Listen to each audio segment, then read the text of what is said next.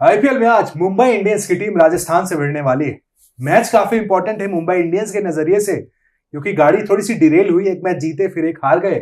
वही राजस्थान अभी भी वो नंबर 1 का स्पॉट चेस कर रहा है। भाई पहले मैच में हुए जीते फिर जीते, लेकिन दूसरी टीम जीत गई, नंबर 1 से नीचे आ गए। तो नंबर 1 राजस्थान रहना चाहेगा, इस सीजन में काफी अच्छा खेल रहा है। लेकिन आज मैच कौन जीतेगा, प्रेडिक्शन क्या है, प्लेइंग 11 क्या है, बताने के लिए रवि सर हमारे साथ हाजिर हो गए। स्टूडियो में हम दोनों लोग यहाँ पर मौजूद हैं। पहले होम टीम की बात, राजस्थान की बात कर लेते हैं। सर, सीजन की शुरुआत तो बढ़िया हो गई है। शुरू में पुश और वो जो कॉन्फिडेंस होता है वो रियान पराग ले गए। बिल्कुल सही बात है। और ये अगर आप देखें तो इनकी जो टीम है ना, मुंबई और राजस्थान बिल्कुल एक जैसी टीमें हैं। बस एज का फर्क है, सिर्फ और सिर्फ एज का फर्क है। अदरवाइज दोनों टीमें डिट्टो एक जैसी टीमें हैं। मैच विनर्स का भी फर्क है, सिर्फ और सिर्फ एज का फर्क है। वो जो लड़के जो राजस्थान रॉयल्स में खेल रहे हैं वो भी मैच विनर उतने ही बड़े बन सकते हैं उस उम्र तक आकर के, अगर वो ऐसा ही परफॉर्म करते रहे। बीच में अगर ये डिरेल हो गए और जो गलतियां गुजरात के सामने की वैसी कुछ रहा, नहीं गुजरात के सामने तो जीते ये, तो फिर ये इनकी टीम थोड़ी गड़बड़ हो सकती है। लेकिन अभी का जो लग रहा है, आप यकीन माने एकदम सॉर्टेड टीम है। भाई देखो, T20 में किसी टीम को अच्छा करने के लिए क्या चाहिए? शुरुआत के जो पावर प्ले है उसका इस्तेमाल करने वाले ओपनर्स है इनके पास, जबरदस्त है। मिडिल ऑर्डर में जब स्पिनर आए, थोड़ा रुक के बॉलिंग हो, थोड़ा फील्ड फैल जाए, उसमें बाउंड्री क्रॉस करा देने वाले ताकतवर प्लेयर्स हैं इनके पास। ध्रुव जुरेल को देख लिया, बिल्कुल सही बात है। उसके बाद दो ऐसे फास्ट बॉलर जो फियरसम फास्ट बॉलर हो, तेज गेंदबाजी करते हो, अंदर भी बॉल लाते हो, बाहर भी निकालते हो, मौके पे बाउंसर भी मारते हो, है इनके पास।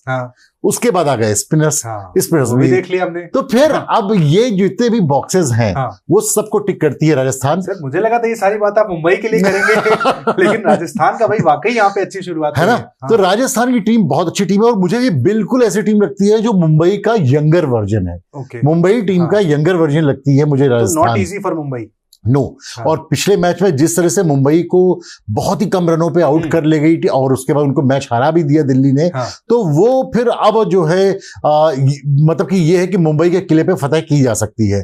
और इसलिए और राजस्थान से बेहतर कौन होगा, क्योंकि वो जिस तरह से शुरुआत दे रहे हैं। और एक जमाना था जब मुंबई खेलती थी तो मुंबई के एक दर्शक वर्ग होता था, लेकिन राजस्थान रॉयल्स की तरफ से एक 15 साल के लड़के ने, 16 साल कह दीजिए, 17 कह दीजिए चलिए, लेकिन उसने जो मजमा लूटा है अभी, उसके बारे में जितनी बातें हो रही हैं वो अद्भुत है।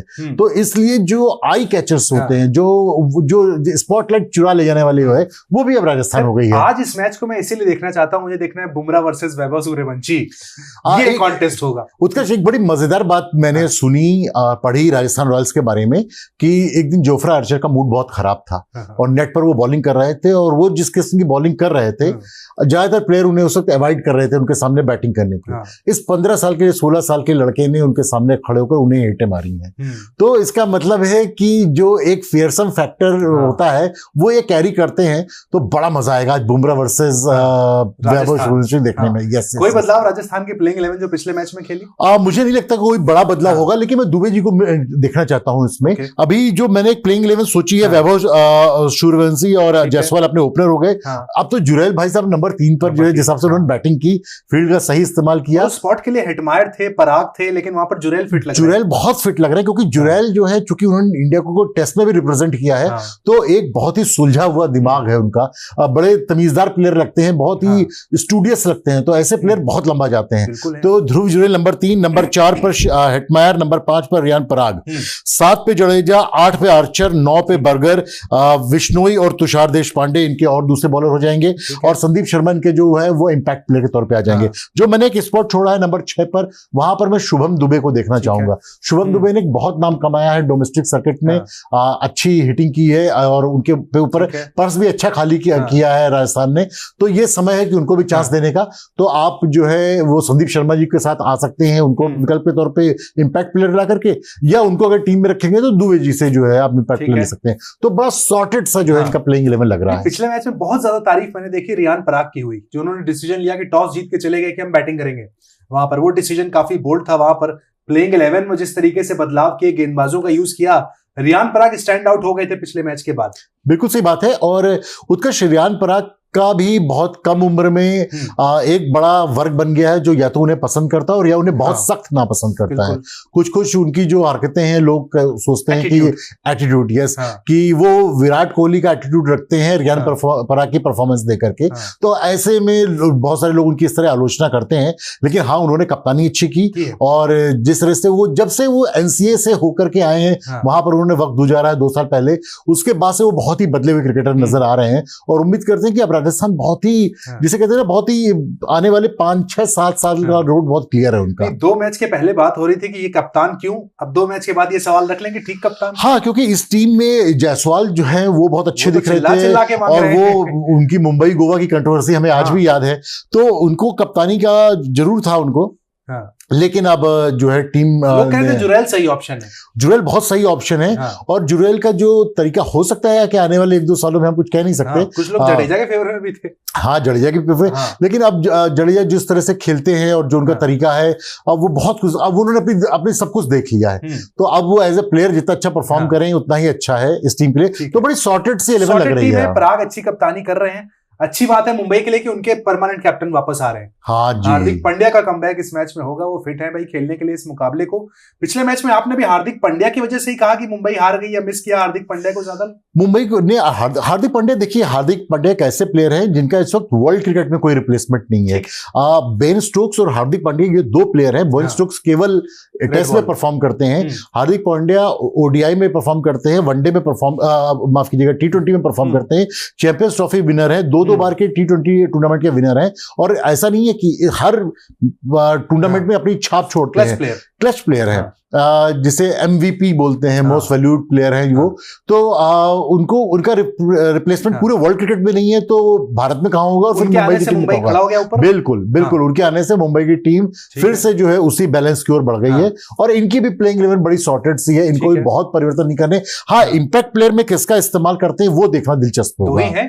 वर्ल्ड कप विनिंग कैप्टन इनके पास रोटेट करने के लिए अगर 3 हम वो खिलाएं, अपने फॉरेन प्लेयर्स खिलाएं, तो ये ऑप्शन खुल जाएंगे। देखिए जैसे रोहित शर्मा और रैकलिंगटन तो ओपन कर रहे हैं आपके, ठीक है। सूर्य कुमार यादव नंबर 3 पे हो गए, नंबर 4 पर तिलक वर्मा, 5 पे नमन धीर, 6 पे हार्दिक पांड्या, 7 पे दूसरा प्लेयर आ रहा है अपना सेंटनर। तो फिर ये फिट हो गए हैं, अच्छे स्पिनर हैं, अच्छी लोअर डाउन हिटिंग करते हैं, फील्डर भी अच्छे हैं, तो 7 पे सेंटनर हो गए।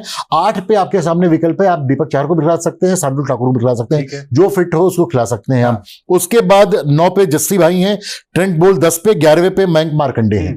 तो अगर आप देखें तो रिकल्टन भी बोल्ट के साथ जा रहे हैं। हाँ, मैं बोल्ट के साथ अभी भी जा रहा हूं। बोल्ट का क्या है कि आप उनके अगर देखें तो विकल्प में हमारे पास बॉश है, क्लेवेन बॉश है, जो बहुत अच्छी बॉलिंग करते हैं।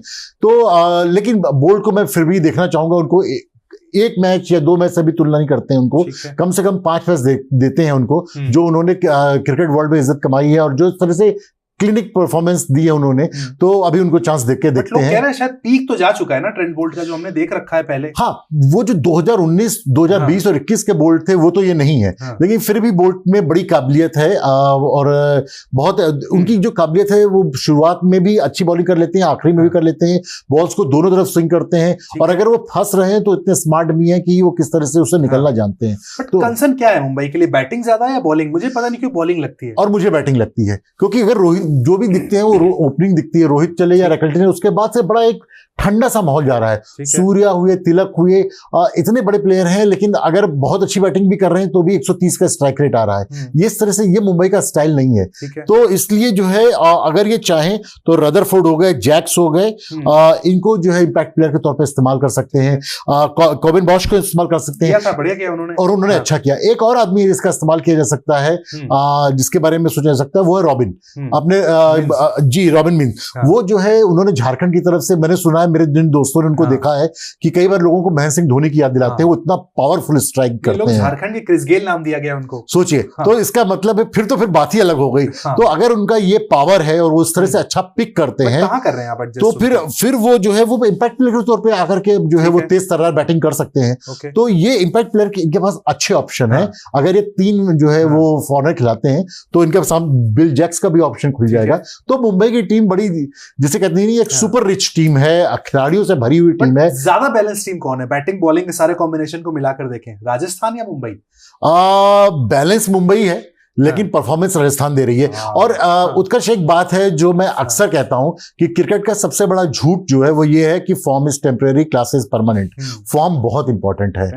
अच्छी फॉर्म लगी हो तो लोग चल जाते हैं, टूर्नामेंट जीता जाते हैं, और अच्छी फॉर्म नहीं लगी हो तो बड़े बड़े प्लेयर भी होते हैं, फिर भी आदमी लीग तक नहीं पहुंच पाता, टॉप 4 तक नहीं पहुंच पाता है। तो इसलिए बहुत जरूरी है कि प्लेयर फॉर्म में आए और परफॉर्म करना शुरू करें। और राजस्थान परफॉर्म लग रही है। देखिए राजस्थान में दिख रहे हैं मुझे, मुंबई में देखिए अपने शर्मा जी ऑल टाइम जो है वो एक मैच अच्छा करेंगे, एक मैच में थोड़ा सा जल्दी हो जाएगा, लेकिन शर्मा जी आपको ऊपर रिलायबल है। ठीक है, रेकल्टन भी है, वो भी टच में तो ही है, वो भी रन बना देंगे। लेकिन अब आइए सूर्या, तिलक, नमन, हार्दिक और सेंटर की बैटिंग फॉर्म। कितने लोग फॉर्म में हैं इसमें से? 2 ही फॉर्म दिख रहे हैं भाई साहब। रोहित शर्मा और रियान लेकल्टन 2 ही तो फॉर्म में है बैटिंग में।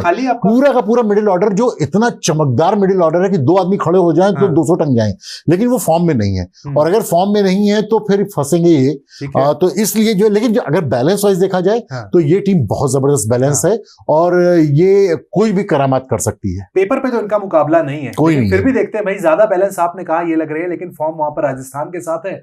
प्रेडिक्शन मीटर की तरफ चलते हैं। प्रेडिक्शन क्या कहता है? अपने घर पर गुवाहाटी में राजस्थान खेल रहा है, मुंबई की टीम के कुछ बल्लेबाज फॉर्म में नहीं है। कहा जा रहा है प्रेडिक्शन सर आज? मैं तो राजस्थान के साथ हूं सेम इस मैच में, क्योंकि मैं फॉर्म के साथ हूं, बहुत अच्छी फॉर्म के साथ हैं वो। और बड़ा देखिए, ये मुकाबला डिपेंड करेगा कि कैसे वैभव सूर्यवंशी और यशस्वी जायसवाल खेलते हैं बोल्ट और बुमराह को। बुमराह को निगोशिएट करना है, बाकी मैदान काफी खाली दिख रहा है, तो इसलिए लगता है कि राजस्थान को थोड़ा इस तो होगा ही होगा। कितने परसेंट आप दे रहे हैं? 60-40 का एज है। ओके, 60-40 का एज है राजस्थान को। आप दिल्ली वाला मैच मुंबई का देख के कह रहे हैं? हालांकि उससे पहले मुंबई ने क्या शानदार बैटिंग दिखाई थी मुंबई के सामने, लेकिन एक क्वालिटी बॉलिंग अटैक के सामने आकर के परफॉर्म करना वो भी एक चैलेंज होगा। ऑल्दो जो है अपने जोफ्रा भाई को तिलक ने बहुत मारा था यार।